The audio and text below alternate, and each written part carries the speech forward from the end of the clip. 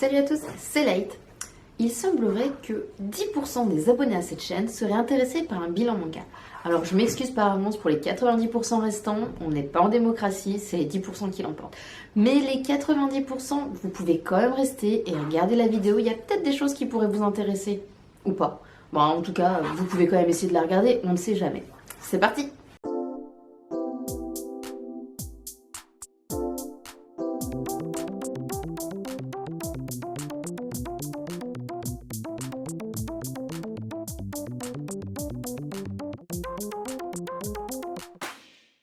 Alors petit disclaimer avant de commencer, enfin c'est pas vraiment un disclaimer, c'est plus un petit détail.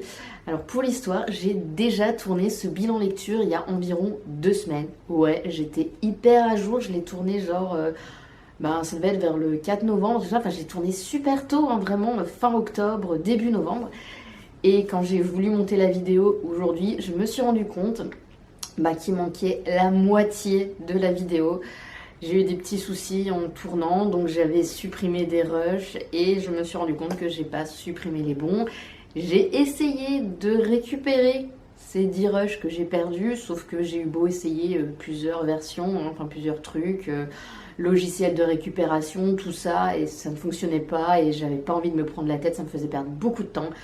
Donc je me suis dit que ça serait plus simple de recommencer, même si c'est un peu dommage parce que voilà, je me dis il y avait peut-être des choses plus intéressantes que j'aurais pu dire, mais bon, c'est pas grave, j'ai dû ressortir tous les mangas que j'avais lus.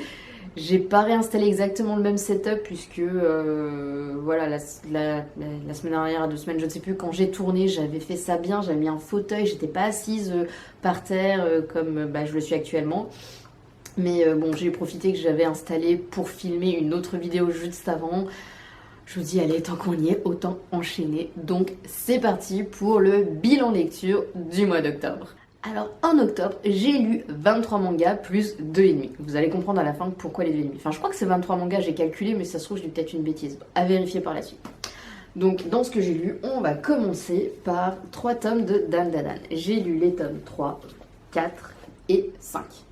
Alors Dan, je vais pas non plus m'épancher très longtemps sur le sujet, hein, mais bon, j'aime bien, c'est drôle. Alors au début, j'ai adoré le premier tome, après c'était un petit peu en dents de scie, j'aimais un petit peu moins, il y avait des petits trucs qui me dérangeaient, et puis au final, j'aime bien, c'est la lecture facile du soir, t'éteins un petit peu le cerveau, tu rigoles pendant un petit moment en le lisant, alors ça se lit assez rapidement.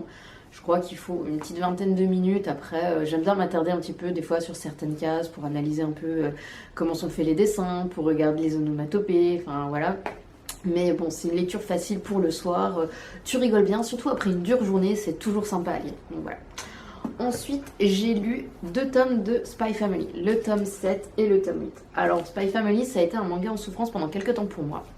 Parce que j'avais très vite perdu de l'intérêt sur la lecture. C'est dommage parce qu'au premier tome, j'avais vraiment adoré l'histoire. Il y avait une intrigue qui se dégageait avec une super mission et tout. Et puis très vite, c'est retombé comme un soufflé. Et je m'ennuyais à la lecture, j'ai eu du mal à lire, mais j'ai insisté parce que je suis assez persévérante. Et vers le tome 6, il me semble que c'est le tome 6, c'est redevenu assez intéressant. On avait un peu moins de missions annexes qui étaient un peu, pas inutiles parce que je pense qu'à la fin ça doit apporter quelque chose, mais on perdait de l'intérêt. Et là en fait j'ai regagné de l'intérêt. Donc j'ai lu 2 tomes de Spy Family. Je ne cache pas que depuis je n'ai pas relu Spy Family, mais bon, il faudra que je m'y remette.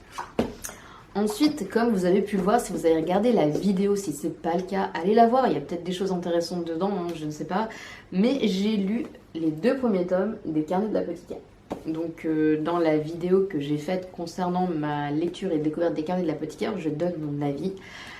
Donc je vais le donner très brièvement ici, comme ça vous obligera peut-être à aller voir cette vidéo ou pas. Mais bon, pour la faire courte, j'ai bien aimé les Carnets de l'apothicaire. Je continue à les lire. Bon, pour le moment, j'en ai pas lu d'autres, mais en tout cas, je vais continuer à les lire. J'ai bien aimé les personnages dedans qui sont assez attachants. Par contre, je suis un peu déçue parce que je trouve pas qu'il y ait une réelle intrigue qui se dégage. Vraiment, il n'y a pas vraiment un sujet qui fait que ça va être un fil rouge tout le long. Enfin, si, il y a un fil rouge, mais c'est pas comme d'autres mangas où vraiment il y a une grosse intrigue. Enfin, je sais pas trop comment expliquer. Par exemple, si on prend...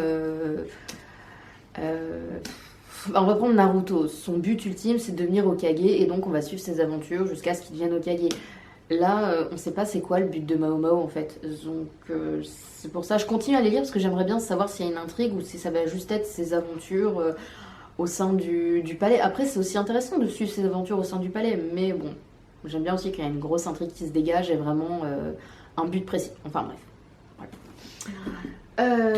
Ensuite, j'ai lu le tome 1 de Sword of the Demon Hunter. Alors, pour la faire courte, sur le coup, quand on lit le synopsis et quand on commence à lire, on se dit waouh, c'est un dérivé de Demon Slayer, puisqu'on se retrouve avec un chasseur de démons dont la petite sœur est un démon et il protège sa petite sœur. Et en fait, non, ça se passe pas exactement pareil. Il y a quand même. Merci le chat. Il y a quand même des petites similitudes, mais c'est quand même complètement différent. Ne serait-ce que le début, ça commence. Il me semble que ça commence genre à l'ère actuelle, un truc comme ça. Ouais, ça commence à l'ère actuelle et ensuite on a un espèce de flashback retour dans le passé. Enfin bref, je vais pas en parler plus pour éviter de spoiler, mais voilà, donc j'ai lu déjà le tome 1, j'ai pas encore lu la suite. C'est une série qui est assez courte, je crois, qui est en 4 volumes, je crois. Donc il va falloir que je me mette à lire la suite parce que c'est quand même assez sympa comme lecture. Le trait est plutôt chouette et si on fait un peu abstraction que l'histoire pourrait ressembler un peu à Demon Slayer, et c'est pas vraiment le cas, il y a des similitudes comme j'ai dit, mais c'est pas la même chose non plus. Mais c'est un manga qui est assez intéressant, qui mérite de s'attarder un peu dessus. Ensuite, j'ai lu le tome 1 de Alma. J'en ai parlé il y a quelques temps de ma recherche de manga de science-fiction. Donc voilà, Alma en fait partie. C'est assez intéressant, c'est une série plutôt courte en 4 volumes. Je n'ai pas encore lu la suite pour le moment parce que j'ai apprécié, mais pas au point de dévorer tous les tomes d'un coup. Au niveau de l'histoire, on se retrouve avec un monde anéanti, post-apocalyptique, j'ai du mal à parler. Donc dans ce monde, il y a très peu de survivants. En tout cas, on suit 2 personnages qui sont dans ce monde post-apocalyptique et qui sont à la recherche d'autres personnes encore vivantes sur cette terre. Et on se retrouve entouré d'humains et de robots, enfin surtout de robots, et en fait il y a une espèce de guerre, ou plutôt il y a eu une guerre entre les humains et les machines, et il se trouve que on a l'impression que tout le monde a été anéanti, puisqu'au début on n'a que 2 protagonistes, dont un recherche activement tous les jours, il va essayer de partir un peu plus loin pour essayer de trouver d'autres personnes, et tandis que l'autre protagoniste va rester sur le lieu où ils vivent plus ou moins. Et donc on va suivre donc les aventures de ces personnages, ou plutôt d'un de ces personnages. Donc c'est assez intéressant, il y a une belle intrigue qui se dégage à la fin, mais pour le moment, alors je vais pas dire que j'ai pas accroché, j'ai quand même bien aimé, mais pour le moment, voilà, je stagne un petit peu dans la lecture parce que j'ai envie de lire d'autres choses. Voilà. Ensuite, on va rester un peu dans le domaine de la science-fiction avec le tome 1 de Pluto. Alors j'ai beaucoup aimé, bizarrement j'ai beaucoup aimé, mais j'ai pas pu avancer. C'est assez sympa l'intrigue dedans, puisqu'on se retrouve aussi dans un monde, alors pas post-apocalyptique, là le monde il est encore, on va dire, correct, sauf qu'on est dans un monde qui est partagé entre les humains et les robots. Et donc les robots vivent comme des êtres humains, essayent même de ressentir les mêmes émotions. Je trouve que c'est assez fascinant, puisque c'est un manga qui date quand même de quelle année ? De quelle année date-t-il ? Il date de 2004. Après, il est basé sur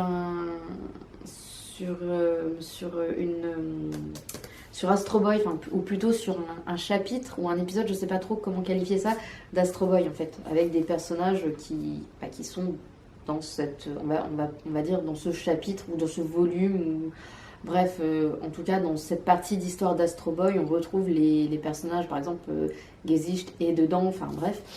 Donc c'est basé donc sur l'histoire d'Astro Boy, mais c'est juste une partie de l'histoire. Et donc ce qui est intéressant, c'est que le thème des robots, de cette frontière qu'il peut y avoir, jusqu'à quel point les robots peuvent rester des machines et à quel moment ils vont basculer à essayer de devenir humains. C'est une question quand même qui se pose depuis super longtemps. Et c'est drôle parce qu'à l'heure d'aujourd'hui, avec l'IA, justement, on se dit l'IA, elle va prendre notre travail, elle va remplacer tel type, tel corps de métier, ou même elle est déjà en place dans certains métiers où elle est utilisée. On se retrouve toujours à se dire, ouais, mais l'IA, pour le moment, elle ne pourra pas prendre la place des êtres humains parce qu'elle n'a pas d'émotions. Et là, on se retrouve avec des robots qui essayent de connaître les émotions humaines, et c'est assez fascinant. Bon, c'est pas le sujet du manga, parce que le sujet du manga, c'est une enquête, puisqu'il y a des robots qui se font assassiner. Donc déjà, le fait que des robots se fassent assassiner, on a quand même cette mince frontière, en fait, entre ce côté humain, non humain, enfin, les émotions humaines, puisque, bon, parler d'assassiner des robots, c'est un terme qu'on qualifie plutôt pour des êtres humains quand on tue quelqu'un, et là, on parle de tuer des robots, donc on sent qu'il y a cette frontière, justement, très très mince, à quel point on peut penser qu'un robot est humain ou inhumain, et justement...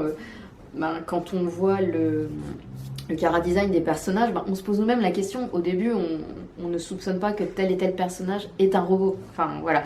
Mais bon, en tout cas, c'est un très bon manga que j'ai beaucoup apprécié la lecture du tome 1 et qu'il va falloir que je m'y remette à lire la suite parce que c'est un excellent manga.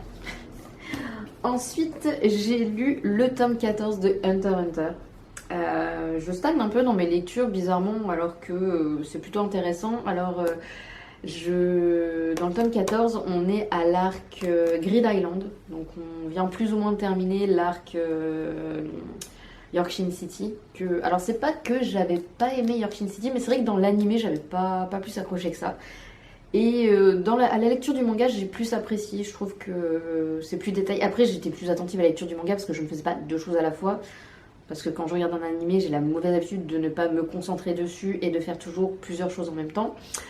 Donc voilà, donc là, tome 14, on est à Grid Island, donc je ne vais pas plus en parler. En tout cas, bon bah voilà, Hunter x Hunter, manga que j'apprécie beaucoup et que j'essaye d'avancer dans mes lectures pour être enfin un jour, puisque peut-être qu'un jour le tome 38 arrivera, j'espère, et peut-être que le jour où il arrivera, je serai à jour. Ou peut-être qu'il arrivera quand je serai à jour. Alors peut-être que je me dépêche de les lire parce que peut-être qu'il arrivera quand je serai à jour dans mes lectures. Ensuite, j'ai lu le tome 25 de Jujutsu Kaisen. Alors, j'ai été un peu déçue à la lecture. En fait, je l'ai attendu avec beaucoup d'impatience puisque ça fait partie des rares mangas que je suis à jour dans les lectures et dans les achats. Et Jujutsu Kaisen, je l'ai commencé cette année, en 2024. Et très très vite, j'ai enchaîné sur tous les mangas. Donc, j'ai commencé par le tome 0. J'ai pas commencé par le tome 1, moi j'ai pris le tome 0 parce que pour moi, c'était plus intéressant. Après... je pense qu'on peut commencer Jujutsu Kaisen sans lire le tome 0, hein, voilà. Mais c'est vrai que j'ai commencé par le tome 0 et j'ai été un peu déçue quand j'ai commencé ensuite la suite, tome 1, 2, 3, enfin bref, parce qu'on ne retrouvait plus Yuta et Rika. Alors que moi j'avais adoré ces deux personnages, et on les a pas retrouvés tout de suite, donc j'étais un peu frustrée à la lecture, mais en même temps, j'ai beaucoup apprécié l'histoire. Voilà, c'était un peu barré ce côté Yuji, il doit bouffer les doigts de Sukuna, enfin bref, moi j'ai beaucoup aimé l'histoire, et en fait... là, au tome, avec ce nouvel arc, et au tome 24-25, j'ai moins apprécié. Alors, c'est vrai que j'ai lu très très vite parce que j'avais vraiment hâte de le lire, mais j'étais un peu déçue. Donc, je pense que je vais peut-être le relire pour voir si je suis moins déçue. Enfin, je sais pas. En tout cas, j'ai hâte d'avoir la suite parce que, bon, comme dit, la fin était annoncée. Voilà, donc j'ai quand même envie de savoir la suite, à voir si je serai frustrée sur la suite de la lecture ou pas.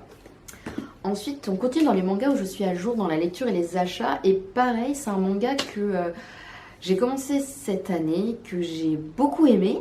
Et qu'en même temps, j'ai été frustrée à la lecture. Donc c'est le tome 12 de Kaiju. Alors Kaiju, j'ai hyper accroché à l'histoire dès le début. Dès le tome 1, vraiment, j'ai adoré. J'ai enchaîné les tomes jusqu'à être à jour. Bon, c'était assez rapide puisque...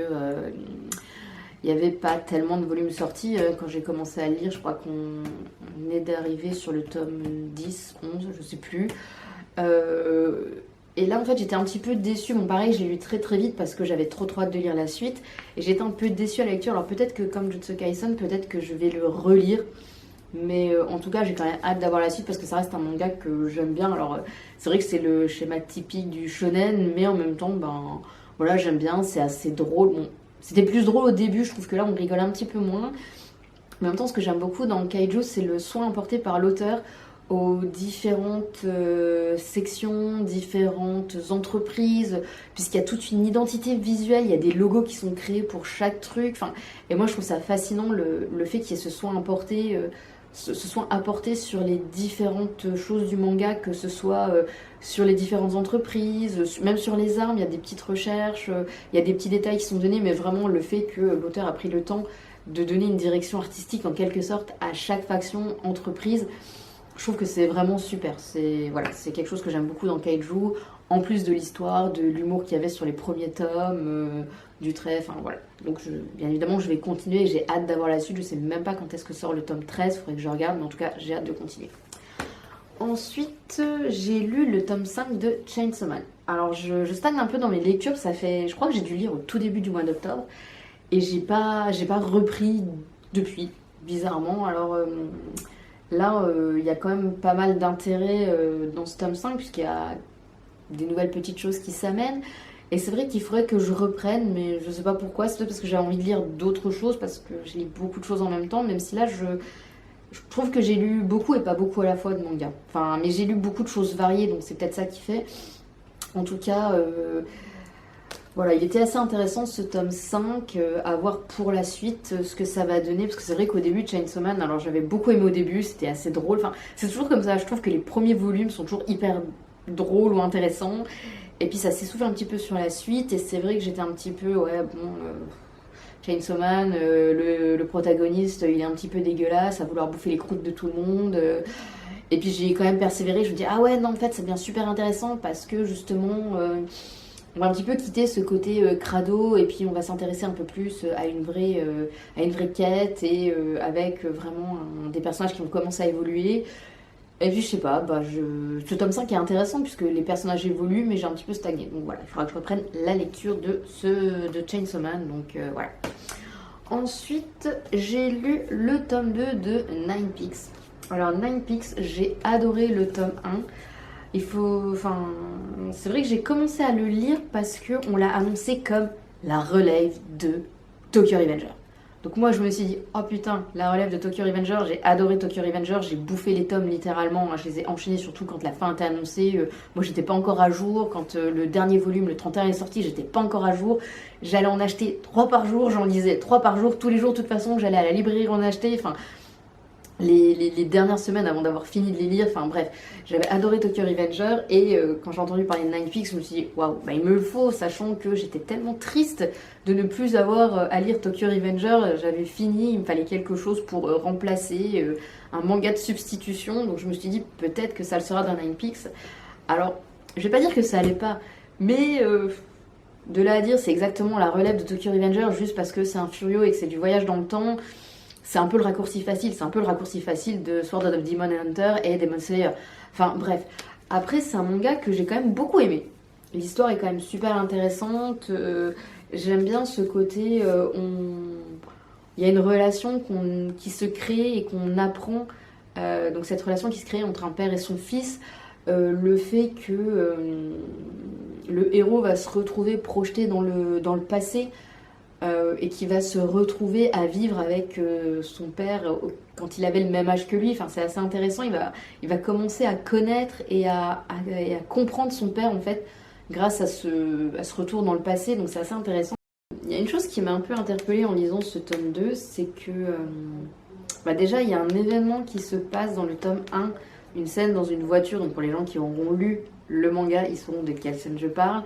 Il y a un personnage qui va dire quelque chose et j'avais vraiment hâte de savoir un peu plus par rapport à ça. Et là, on n'en fait absolument pas mention. Et quelque chose que j'ai remarqué en lisant ce tome 2, c'est qu'en fait, j'ai complètement oublié qu'on était dans le passé, en fait, que Gaku n'était pas à la bonne époque. Et pour moi, c'est comme si il n'y avait pas de voyage dans le temps, en fait, que ça se passait à cette époque-là. Point final, j'avais oublié même la relation qu'il y avait père-fils entre les deux. On se retrouve plongé comme si c'était l'histoire juste d'un gars qui a perdu la mémoire, qui se retrouve à être logé dans une famille et puis qui va faire sa vie. Enfin, c'est un peu raccourci facile comme ça, mais très vite, en fait, j'ai oublié, on va dire, entre guillemets, le fondement de l'histoire le héros est reparti dans le passé sans savoir comment ni pourquoi. et il est en train d'en apprendre plus sur son père. Ça, je l'ai complètement oublié. Non. Après, on le retrouve, ça revient à nous, ça nous est rappelé un peu plus tard, mais c'est vrai que c'est un petit peu le défaut que j'ai trouvé à ce tome 2. Donc à voir à la lecture du tome 3. Ensuite, dans les lectures, j'ai lu le tome 3 de Oshinoko. Alors Oshinoko, je sais pas pourquoi, j'étais persuadée que j'avais lu plus que 2 tomes, donc 3 maintenant. Et en fait non, je n'avais lu que ça. Donc c'est un manga que peut-être que je pensais avoir lu plus que ça, puisque j'ai regardé la saison 1 de l'animé, je sais pas. Et c'est vrai que c'est un manga que j'ai un peu de mal à lire, malgré que j'avais beaucoup apprécié le premier tome. Et je pense que j'ai eu du mal à le lire, que j'ai du mal à lire, parce que j'ai toujours pas fini de le lire, et que là j'en suis qu'au tome 3. Je pense que j'ai du mal à lire parce que j'ai regardé l'animé. Enfin, j'avais déjà lu le tome 1 avant de regarder l'animé. Et c'est vrai que l'animé, bien évidemment, la saison 1 se termine, je sais pas exactement à quel volume, je dirais vers peut-être le 4, 3, 4, enfin bref. Et c'est vrai que comme ça a pris le pas sur mes lectures, je pense que c'est ça qui a fait que je me suis un petit peu ennuyée. Mais bon, voilà, après, j'apprécie quand même. C'est vrai qu'on s'éloigne un petit peu du but, je trouve. On sait pas trop, on oublie un petit peu que l'histoire, c'est de trouver qui et pourquoi, enfin, qui a tué Ayoshino et pourquoi elle a été tuée. Mais bon, ça revient petit à petit, puisque de toute façon, les étapes, les choses qui se passent permettent de mener à quoi? Justement à trouver qui a tué sa mère. Enfin bref. Après bon, c'est un manga qui est assez intéressant. Voilà, après c'est assez intéressant de voir aussi un petit peu comment ça se passe, on va dire, dans le monde des idoles, dans le monde du spectacle, tout ça. Voilà, bon, c'est encore une lecture que j'ai en cours, mais bon, je sais pas trop quoi dire de plus dessus en fait. En gros, j'aime bien quand même Oshinoko, mais c'est vrai que j'ai un peu de mal à lire. Voilà. Ensuite, j'ai lu les tomes 1 et 2 de La fille du temple au chat. Donc là, je ne montre qu'un seul tome, puisque c'est un manga que je prends à la bibliothèque. Donc voilà, alors c'est un manga que je crois qu'il est assez court, il y a 5 volumes, un truc comme ça. Puis sur le coup, j'avais assez apprécié, en tout cas à la lecture des premières pages. Ah, ça a l'air sympa. L'histoire, c'est un jeune lycéen qui va venir vivre dans un temple avec sa cousine, une cousine très éloignée, et en fait il fuit un peu sa famille parce qu'il s'entend pas avec ses parents, et donc il décide d'aller habiter dans quelque sorte un trou perdu, vraiment dans la campagne profonde japonaise, pour fuir un petit peu une ambiance familiale. Enfin, après on n'a pas trop d'informations par rapport à ça, donc c'est ce qu'on peut déduire. Et en fait, c'est un peu, comment dire, c'est un peu ennuyeux au bout d'un moment la lecture, parce qu'en fait on se retrouve dans la tête d'un lycéen qui vit ses premiers émois, on va dire, et en fait le seul intérêt qu'il a, enfin, je sais même pas ça en fait.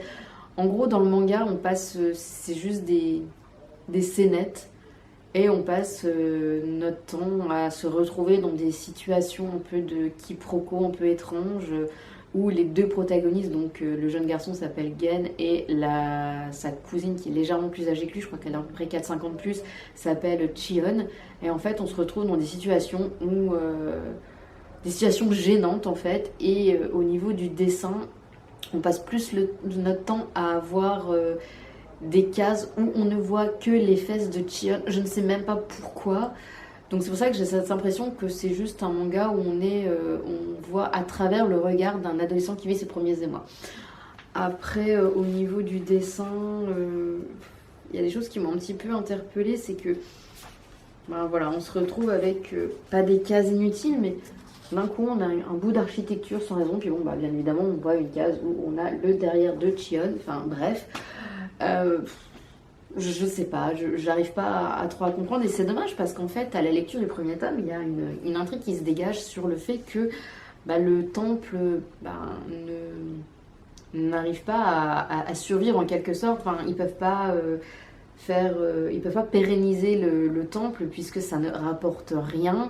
Donc pour pouvoir garder le temple, ils doivent trouver un mari pour Chion, qui serait donc un prêtre qui pourrait justement faire perdurer le temple en quelque sorte. Et je me suis dit, tiens, ça va être en quelque sorte ça l'histoire. Et en fait, pour le moment, non. Donc dans le tome 2, on oublie un petit peu qu'il y avait cette quête en quelque sorte. Donc voilà, je vais quand même continuer la lecture parce que de toute façon, c'est une lecture assez facile, assez rapide à lire. Le soir, il n'y a pas de prise de tête, c'est pas psychologique ni rien. Donc je pense que je continuerai quand même à le lire. Voilà. Ensuite, donc pareil, dans les mangas que je prends à la bibliothèque, bon, après c'est pas le bon tome, puisque là c'est le tome 39, j'ai lu les tomes 37 et 38 de Fairy Tail. Alors Fairy Tail, je sais que c'est assez controversé. Après voilà, j'aime bien la lecture, l'histoire est assez sympa, j'ai vu l'animé complètement, donc je sais quand même déjà ce qui se passe. Après je continue à le lire parce que voilà, j'aime bien quand même l'histoire, les personnages sont quand même assez bien écrits, je trouve.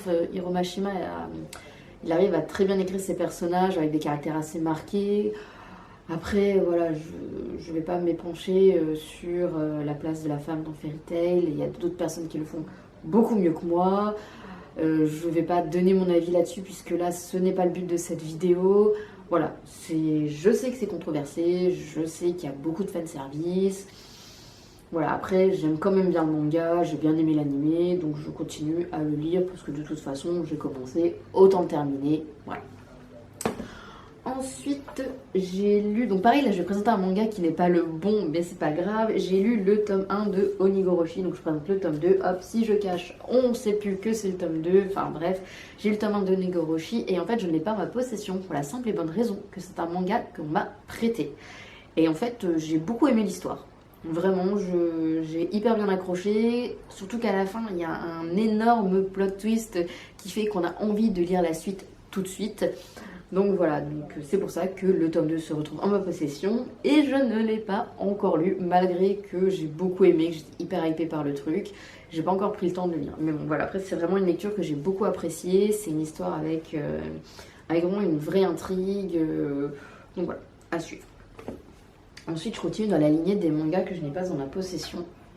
Donc si je vous montre une courge et une cuillère, je pense que vous avez compris que je vais parler de Pumpkin Night. Alors Pumpkin Night, je sais pas trop quoi en dire. En fait, à la lecture, j'ai eu beaucoup de mal. Bon alors déjà je pense que, alors pour ceux qui l'ont pas encore lu, ou peut-être que vous l'avez lu et que ça n'a pas fait le même effet que moi, je sais pas. Mais en tout cas pour ceux qui ne l'ont pas encore lu et qui voudraient le lire, ne le lisez pas après avoir mangé. Moi j'ai fait cette erreur et je peux vous dire que ça m'a un petit peu retourné le bide. C'est peut-être pour ça que j'ai eu du mal. Après je trouve que c'est un peu trop du gore pour du gore.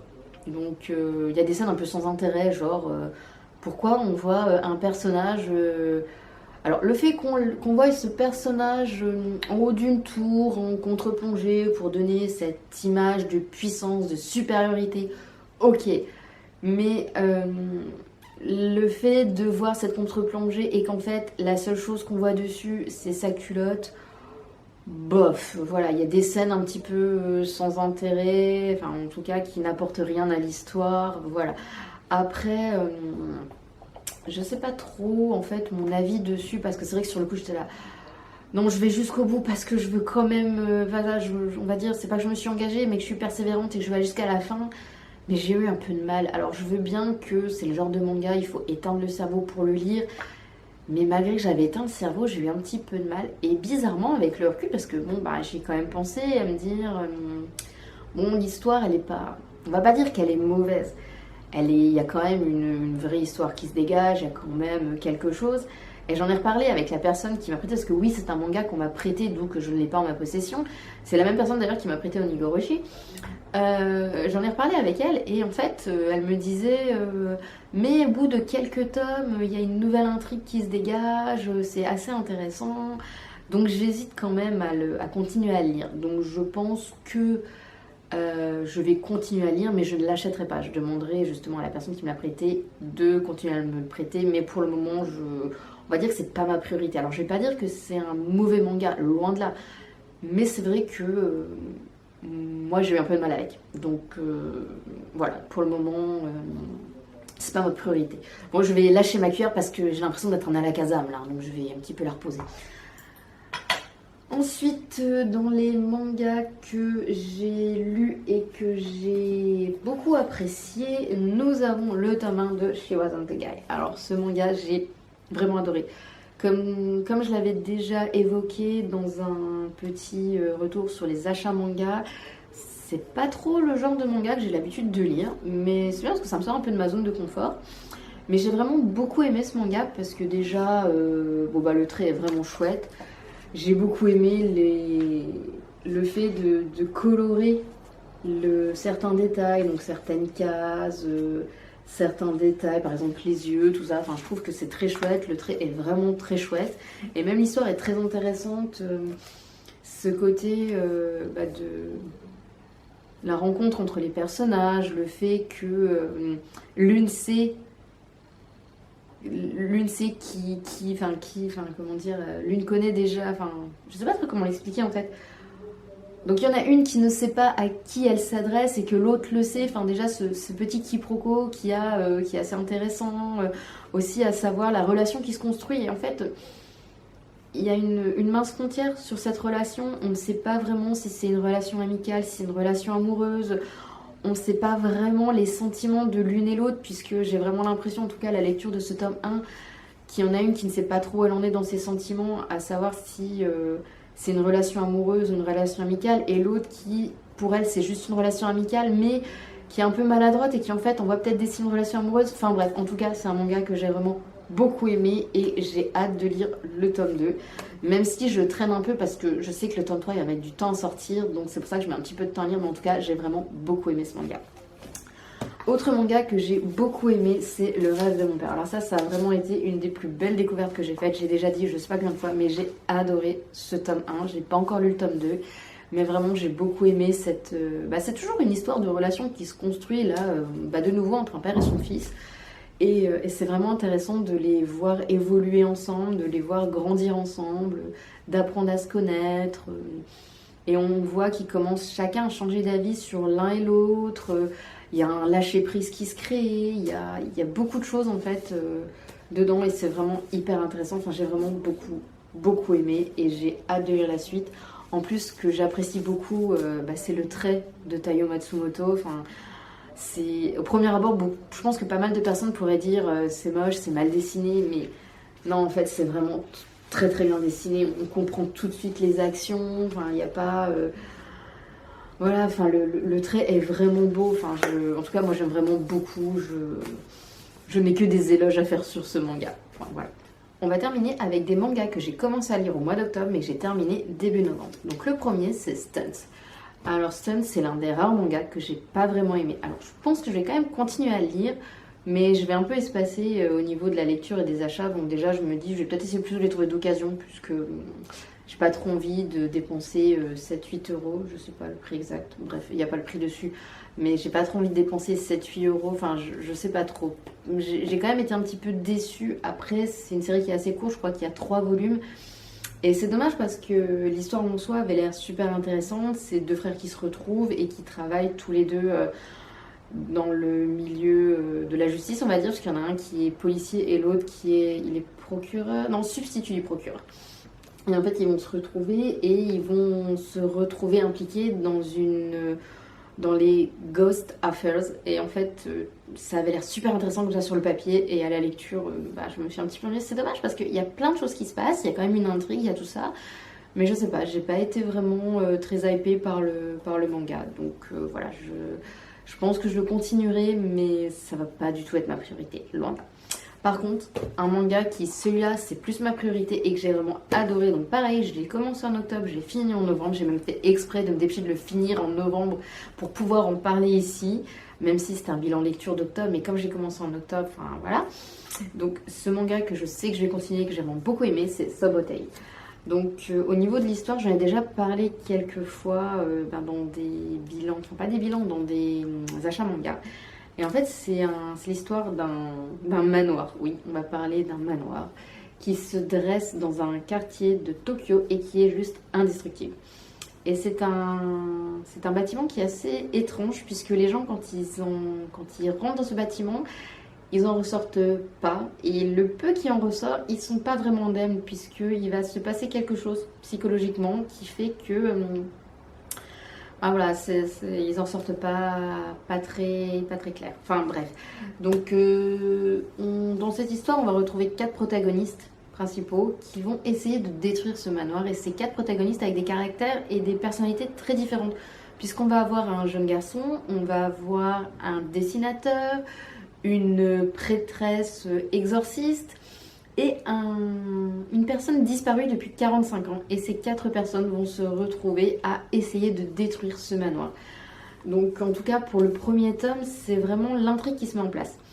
On ne sait pas vraiment beaucoup de choses sur le bâtiment, on apprend un petit peu sur les personnages, ils vont se rencontrer, on va en apprendre un petit peu sur leur vie, savoir qui ils sont, certains vont avoir un lien. Enfin, en fait, ils ont tous un lien entre eux, en fait, indirectement, c'est ça qui est intéressant. Et ils vont se retrouver, donc à la fin de ce tome 1, en direction du manoir pour le détruire. Voilà, j'en dirai pas plus pour pas spoiler, puis de toute façon, je peux pas vraiment en dire plus tout court. Mais en tout cas, c'est un manga que j'ai vraiment beaucoup aimé, que j'ai hâte de continuer. En plus, le truc qui est bien, c'est que je suis pas du tout à jour dans mes achats, donc je vais pouvoir les enchaîner jusqu'à la sortie des prochains. Je crois, si je dis pas de bêtises, que le tome 6, 7 est sorti, je ne sais plus. Et c'est une série qui a 25 volumes, je crois. Donc ça va, j'ai de la marge. Voilà. Donc c'est vraiment une lecture que j'ai vraiment appréciée. Et que c'est bien de terminer ce bilan lecture sur ça. Parce que oui, le bilan lecture est terminé. Nous avons atteint nos 23 volumes plus 2 demi. Donc les 2 demi, c'était les lectures en cours. Donc je vais aller ranger ma cuillère. J'ai bien fait de ne pas manger ma courge puisque comme je l'ai expliqué en début de vidéo, j'ai dû retourner la vidéo. Donc voilà. Je vous remercie d'avoir regardé la vidéo jusqu'au bout. Je sais qu'elle va être assez longue puisque j'ai dû m'y reprendre en plusieurs fois, sachant que ma caméra ne tourne pas plus de 16 minutes. C'est assez frustrant. Donc il va falloir que je m'arrange pour pallier à ça. Soit il faut que je parle moins, soit il faut que je m'arrange à couper pour éviter de ne pas m'en trouver une phrase. Enfin bref, je vous remercie d'avoir regardé la vidéo jusqu'au bout. Je vous remercie pour votre soutien et je vous dis à la prochaine pour une autre vidéo. Salut!